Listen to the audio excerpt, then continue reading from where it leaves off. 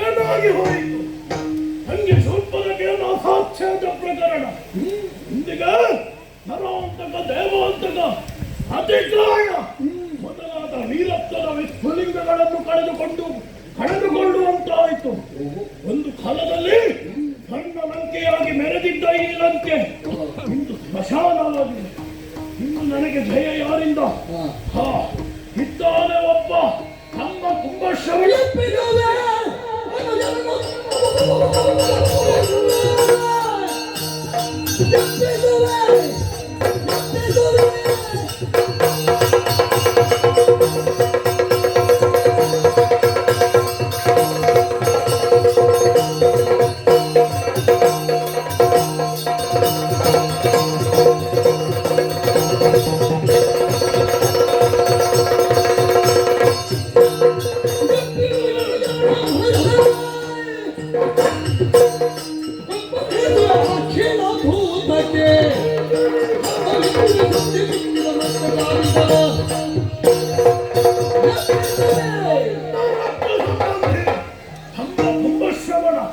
ಎಪ್ಪಿಸುವೆ ಅವನನ್ನು. ಕಥೆಗಳನ್ನೆಲ್ಲ ಹಿಡಿದು ಮಾಡಿ ಕೊಂದು ಬಿಟ್ಟಾನು. ಅಷ್ಟು ಮಾತ್ರವಲ್ಲ, ರಾಮ ಲಕ್ಷ್ಮಣರನ್ನು ಸೀಳಿ ಆ ಮಾರಿಗಳಿಗೆ ಔತಣವನ್ನಾಗಿ ಕೊಟ್ಟಾನು.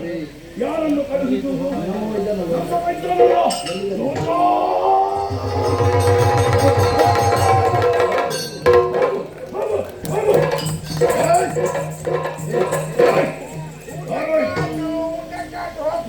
ಊಟಕ್ಕೆ ಮತ್ತೆ ಈಗ ಬಾಯ್ ಕರ್ತವ್ಯ ಬಿಟ್ಟು ಊಟವೆಲ್ಲ ನಿನಗೆ ಇಲ್ಲ. ಬಂದ ತಕ್ಷಣ ಹೋಗುವಂತದ್ದು ಹೋಗುವುದೇ ಮತ್ತೆ ಪ್ರಶ್ನೆ. ಎಲ್ಲಿ ಅಂತ ಕೇಳಿದ್ರೆ ಅಸಂಬದ್ಧ ಆಗುದಿಲ್ಲ, ಅಧಿಕ ಪ್ರಸಂಗ ಆಗುದಿಲ್ಲ. ಹಾಗಾಗಿ ಎಲ್ಲಿ ಅಂತ ಕೇಳಿದ್ರೆ ಹೋಗುವ ತಕ್ಷಣ ಹೋಗುದೆ. ನೀನೀಗ ಬಿಡಾರವನ್ನು ಸೇರು. ಬಿಡಾರಕ್ಕ ಆಯ್ತು. ಯಾರ ಬಿಡಾರಕ್ಕೆ? ಬಿಡದಿ ಬಿಡದಿಯಲ್ಲ. ಯಾರ್ದಂತ ಕೇಳಿದ್ರೆ ಹೋಗ್ತೇನೆ. ಯಾರದ್ದು? ಯಾರು ಸಿಟ್ಟಿನ ನಿನ್ನ ಹೆಂಡತಿ ಅಲ್ವಾ? ಮತ್ತೆ ಕುಂಭಶ್ರವಣನ ಬಿಡಾರವನ್ನು ಸೇರ್ಬೇಕು. ಸೇರಿ ಅವನನ್ನು ಎಬ್ಬಿಸ್ಬೇಕು. ನಿಮ್ಗೆ ಬೇಡ ಅಂತ ಹೇಳಿದ್ರೆ ನನ್ನೊಂದು ಲೆಕ್ಕಾಚಾರ ಶುದ್ಧ ಮಾಡಿ ಕಳಿಸಿ. ಅಲ್ಲಿ ಹೋದವರು ಯಾರು ಹಿಂದೆ ಬರುದಿಲ್ಲ ಅಂತ ಗೊತ್ತು. ನನ್ನನ್ನು ಅಲ್ಲಿಕೊಳ್ಬೇಕಂತ ಉಂಟಲ್ಲ ತೆಗೆದುಕೊಂಡದಷ್ಟು ಉಂಟು. ಎಲ್ರು ತಗೊಳ್ತಾರೆ, ನಾನ್ ಮಾತ್ರ ತಗೊಳ್ಳಿಲ್ಲ. ಮಗಳೇ ಬೇಡ ಅಂತ ಹೇಳಿ ಬಿಟ್ಟಿದ್ದು. ನಿಮ್ಗೆ ಬೇಡ ಅಂತ ಹೇಳಿ ಬೇಡ ಅಂತ ಹೇಳಿ. ಹಾಗಾಗಿ ನಾನು ಅಲ್ಲಿ ನನ್ನನ್ನು ಹೋಗಿ ಕೊಲ್ಲುವುದು ಬೇಡ. ಅಲ್ಲಿ ಹೋದವರು ಯಾರು ಹಿಂದೆ ಬರ್ಲಿಕ್ಕಿಲ್ಲ. ಅಲ್ಲಿ ಹಾಗೆ ಹೋಗುವುದಲ್ಲ, ಹೋಗಿ ರಾವಣ ರಾವಣ ರಾವಣ ಅಂತ ಹೇಳಿದ್ರು. ರಾಮನಲ್ಲ ರಾವಣ ಅಂತ ಹೇಳಿದ್ರೆ ಅವ ಏನು ಮಾಡುದಿಲ್ಲ. ಹಾಗೆ ರಾಜೆ, ಒಂದು ವೇಳೆ ಅಲ್ಲಿ ಹೋಗಿ ಏನಾದ್ರೆ ಹೆಚ್ಚು ಕಮ್ಮಿ ಆದ್ರೆ, ಒಂದು ವೇಳೆ ನಾನು ಸತ್ರೆ ನನ್ನ ಹೆಂಡತಿಗೆ ಯಾರಿಗತಿ ಆದ್ರೂ ನಾನಿದ್ದಾಗ ಆದೀತ. ನಾನು ಹಿಂದೆ ನೀವು ತೋರಿಸಿದಪ್ಪ ಅಲ್ಲ, ನಾನೇ ಅವ್ರು ಕೈ ಕೈ ಹಿಡ್ಕೊಂಡು ಹೋಗ್ತೀನಿ, ನಿಮ್ಗೆ ಇಟ್ಕೊಂಡು ಹೋಗ್ಲಿಕ್ಕಾಗ್ತದ? ಹಾಗೆಲ್ಲ ಹೇಳಿದ್ದು. ನಿನ್ನ ಹೆಂಡತಿ ಮಕ್ಕಳು ನನ್ನ ಮಕ್ಕಳು ಇದ್ದಾರೆ, ಹಾಗೆ ಅವರನ್ನು ನಾನು ನೋಡಿಕೊಂಡು. ಆಯ್ತು ರಾಯರೇ, ಹಾಗಾದ್ರೆ ನೀವು ನಿಶ್ಚಿಂತೆಯಿಂದ ಇರಿ. ಹೋಗಿ ನಾನು ಎಬ್ಬಿಸೋದಕ್ಕೆ ಪ್ರಯತ್ನ ಮಾಡ್ತೇನೆ. ಅಪ್ಪನೇ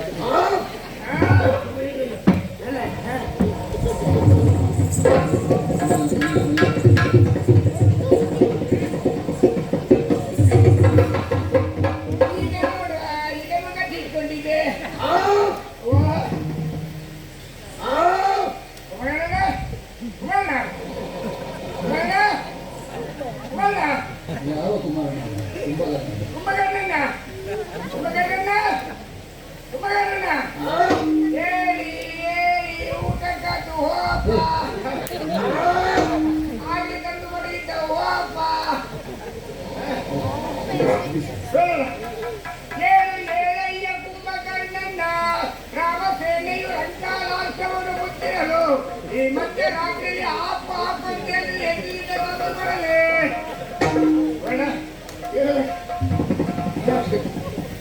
ತಿಂಗಳಾಯ್ತಂತ ನಿಮ್ಮ ಪ್ರಜರಾದಂತ ರಾವಣೇಶ್ವರನು 20 ಕೈಗಳಿಂದ 10 ತಲೆ ಮೇಲೆ ಇಟ್ಟುಕೊಂಡು ಯೋಧನ ಭಕ್ತನಾಗಿರುವ ಸಂದರ್ಭದಲ್ಲಿ ನೀವು ಆಪು ಆಪು ಅಂತ ಹೇಳಿದ್ರೆ ಮಾನ್ಯದಿಂದ ಎಲ್ಲಿ ತಂದು ಬರಲಿ ಏನು ಏಳಯ್ಯ ಕುಂಭಕರ್ಣನ ಅಡಿಗೆ ಮುಂದೆ ಹೋಗುದಿಲ್ಲ ಪ್ರಭು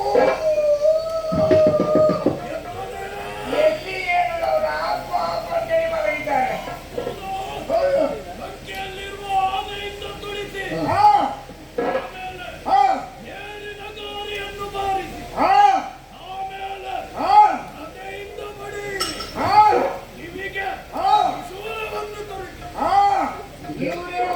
ಮಗಳಿದ್ದಾರೆ ಬೇರೆ ಆನೆ ಬಂದಿದ್ದಾರೆ ನಿದ್ರಾ ಬಂದು ಹೊರಟರು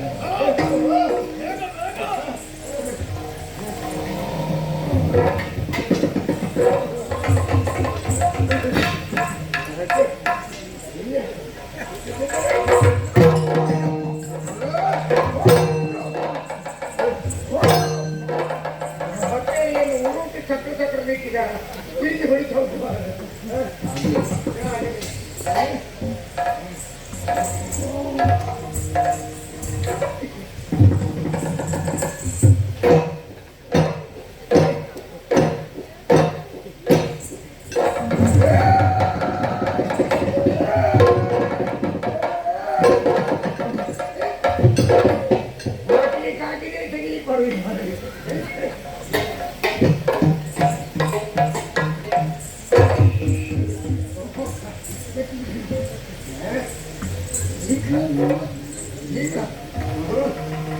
ಒಳ್ಳೆ ಅವಕಾಶ ಮತ್ತೆ ಹದ್ದು ಹೋಗ್ಬೇಕು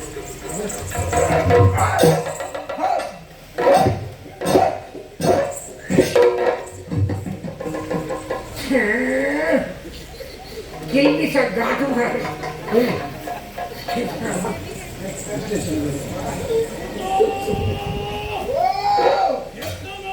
ಎಲ್ಲಿ ಲಾಭಲ್ಲಿ ಇದ್ದಾರೆ ಆಯ್ತು ನೋಡು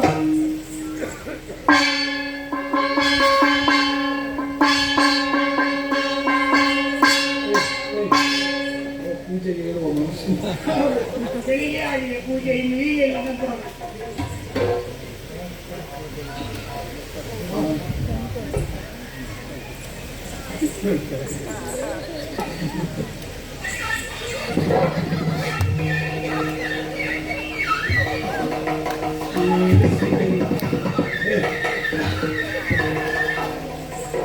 ಎಂತದ ಯಾರು ಅದರ ಮೂಲಕ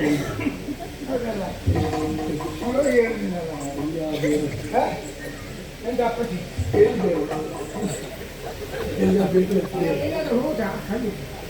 ಬೇರೆ ಅಪ್ಪಚ್ಚಿ ಬಂದಿದ್ವಿ ಎಲ್ಲಿ ಹೋಗ್ತೇವಲ್ಲ ಭಯಂಕರ ಸಂಶೋಧಕ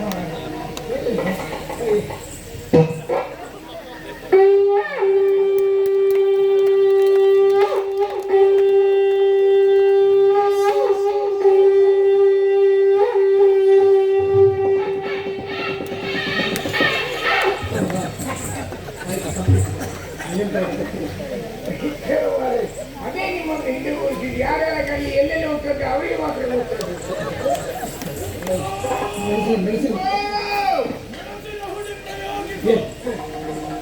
ಮೈಸೂರಿಗೆ ಪರೀಕ್ಷೆ ಲಂಕಾ ರಾಷ್ಟ್ರದ ಮೆಣಸು ಹೇಗಂತ ನೋಡಿದ್ದೀರಿ ನೀವು? ಇದು ಲಂಕಾ ರಾಷ್ಟ್ರದ ಮೆಣಸಿನ ಪುಡಿ.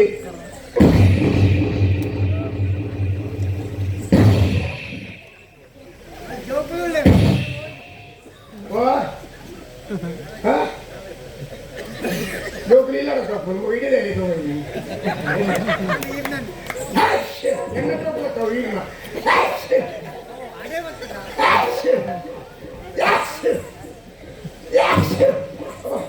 ಏನ್ ಘಾಟು ಮಾಡ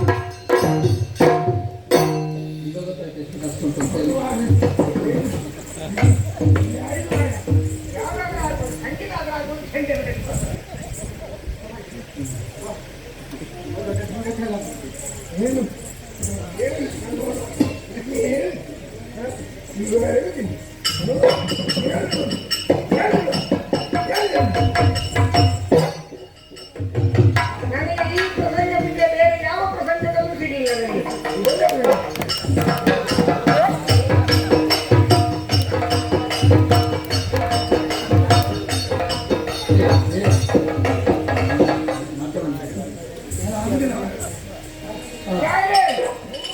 ಏನು ಮಾಡಿದ್ರು ಏನು ಸ್ಥಿತಿಯಲ್ಲಿಲ್ಲ. ಒಮ್ಮೆ ಬಂದು ನೋಡಿದ್ದಾರೆ.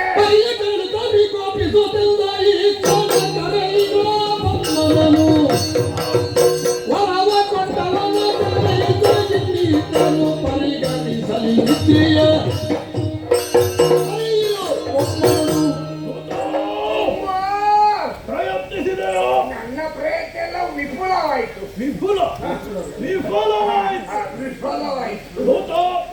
ಕೊನೆಯದೊಂದು ಪ್ರಯತ್ನ. ಇವನಿಗೆ ನಿದ್ರೆ ಕೊಟ್ಟದ್ದು ಯಾರು? ಬ್ರಹ್ಮ.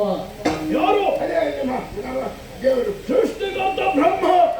ನೋಡ, ಅವನನ್ನೇ ಕರಿ.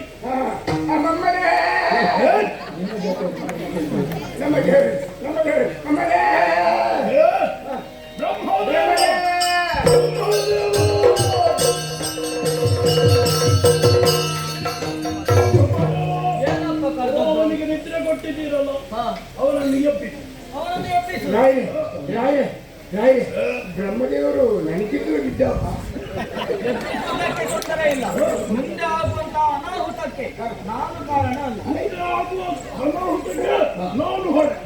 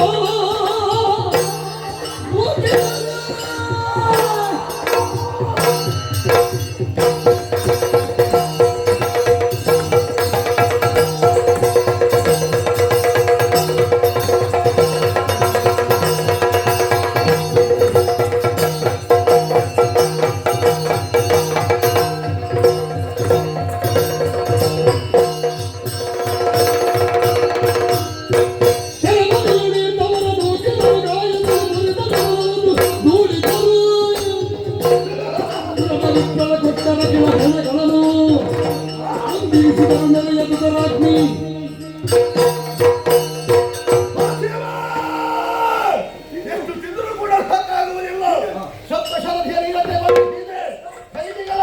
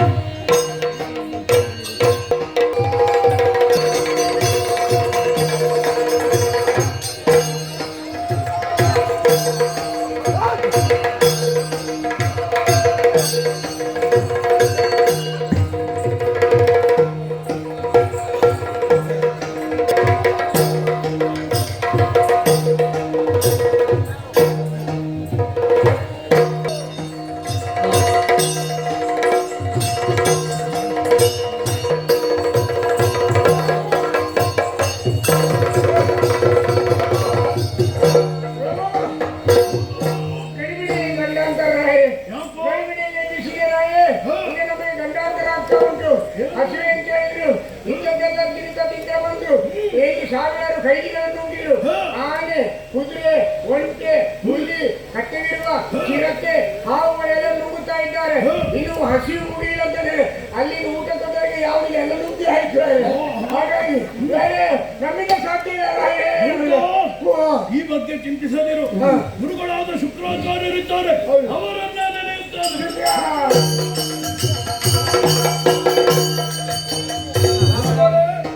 ತಮ್ಮನಾದ ಕುಂಭಶ್ರವಣನ ಹಸಿವನ್ನು ನೀಗಿಸಬೇಕು.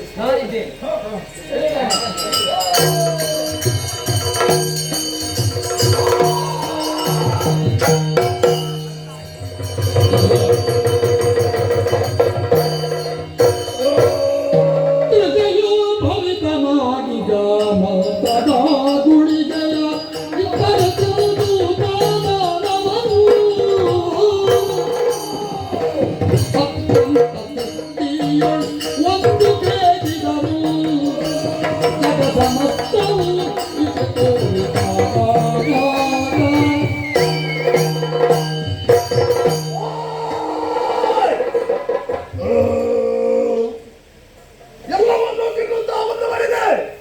ಆದರೆ ಏನೋ ಒಂದು ಗುಳಿಗೆಯ ಅನುಭವ ಆಯಿತು. ಹಸಿವೆ ಎಲ್ಲ ನಿವಾರಣೆಯಾಗಿದೆ. ಹಾಗಾದ್ರೆ ಈಗ ಕಾಣುತ್ತಿರುವಂತಹ ಸಮಸ್ಯೆ ಒಂದೇ, ನಿದ್ದೆಯಿಂದ ಎಬ್ಬಿಸಿದವರೇ ಯಾರು? ಆ ಧೈರ್ಯವಿರಬೇಕು ಅಂತಾದರೆ ನನ್ನ ಅಣ್ಣ ರಾವಣೇಶ್ವರಿಗೆ ಹೊರತು ಅನ್ಯರಿಗಲ್ಲ.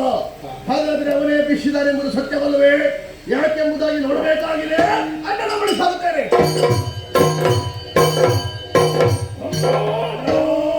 ನಿದ್ರೆಯಿಂದ ಎದ್ದವನಿದ್ದಿ ಹೋಗಿ ಶುಚಿರ್ಭೂತರಾಗಿ ಹಾಗೆ ಆಗಲ್ಲ.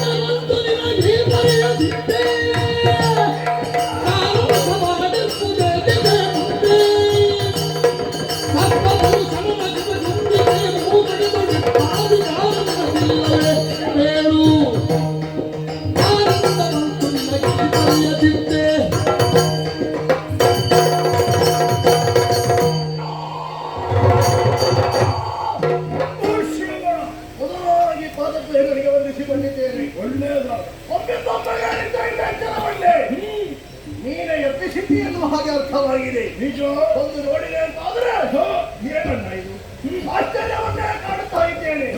ತ್ರಿಭುವನವಲ್ಲ ದಶವದನ ರವತೀತಿ ರಾವಣ ರಾವಣ ಲೋಕ ರಾವಣ ಹೀಗೆನ್ನುವ ಹಾಗೆ ಪ್ರಸಿದ್ಧಿಯನ್ನು ಪಡೆದವರು ನೀನು. ನಿಜ ಮೂರು ಲೋಕಗಳಲ್ಲಿಯೂ ಕೂಡ ನೀ ಮಾಡಿದಂತಹ ಸಾಧನೆಯನ್ನು ಯಾರು ಕೂಡ ಮುಟ್ಟುವುದಕ್ಕೂ ಸಾಧ್ಯವಿಲ್ಲ, ತಲುಪುವುದಕ್ಕೂ ಸಾಧ್ಯವಿಲ್ಲ.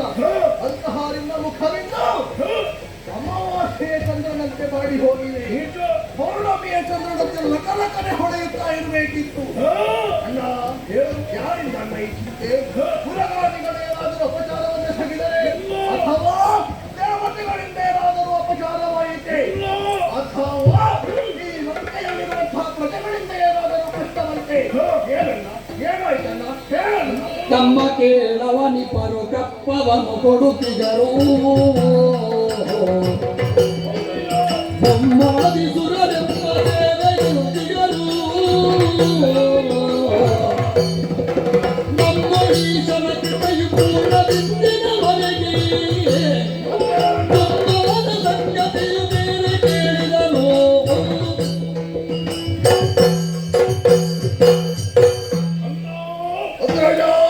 ಯಾರಿಂದಲೂ ಸಮಸ್ಯೆ ಇಲ್ಲ.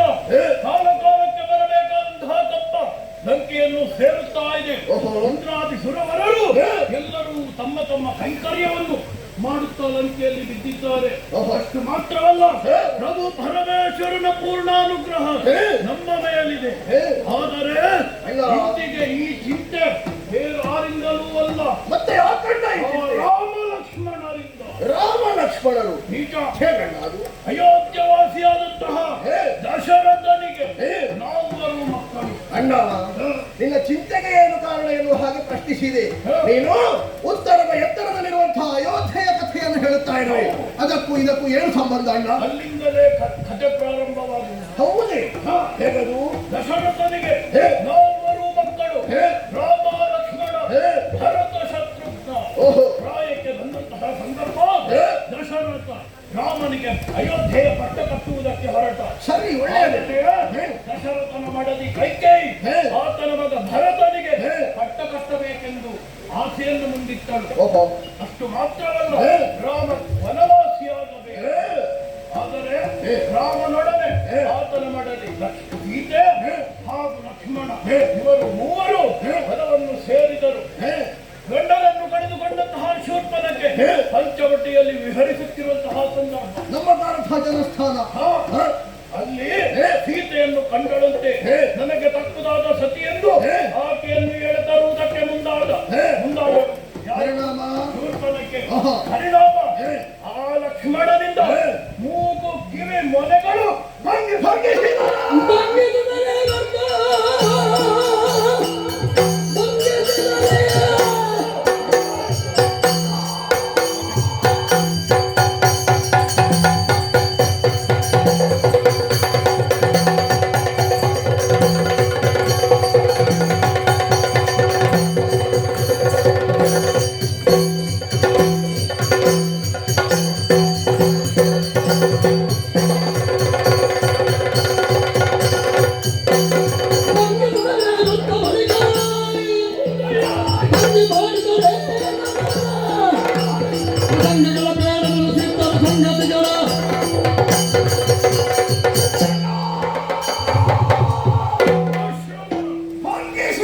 ಶೂರ್ಪನಖೆಯ ಕಿವಿ ಮೂಗುಗಳು.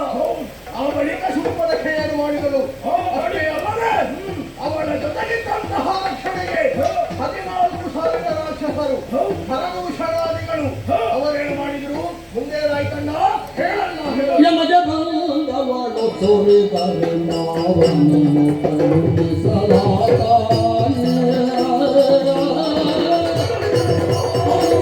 ಅವಗಾನೆನಿಸಿಕೊಂಡಿದ್ದನು ಕೊಂದನಾಥನ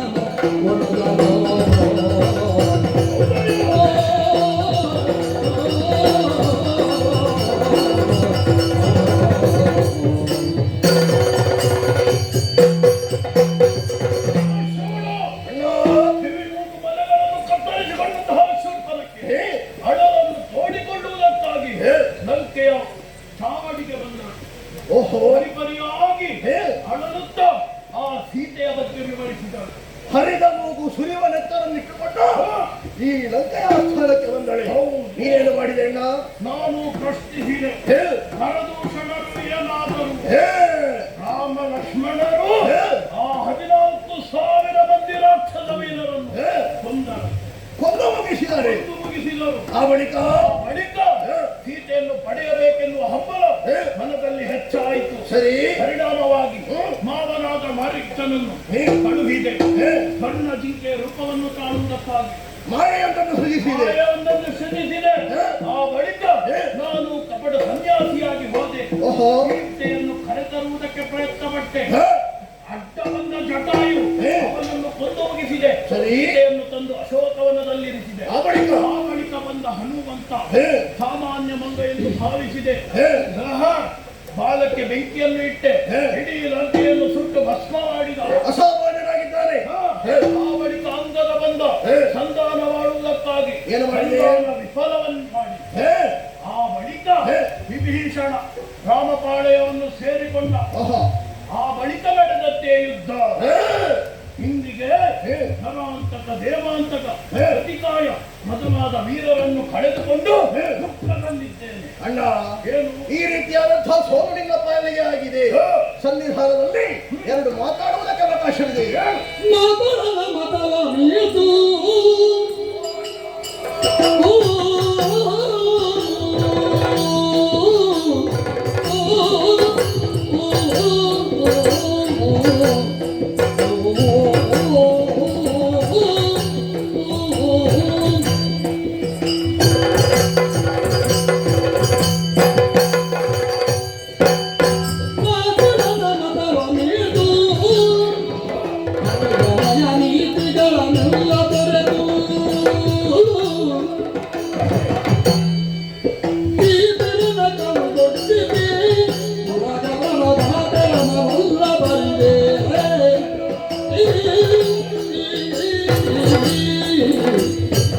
Yeah.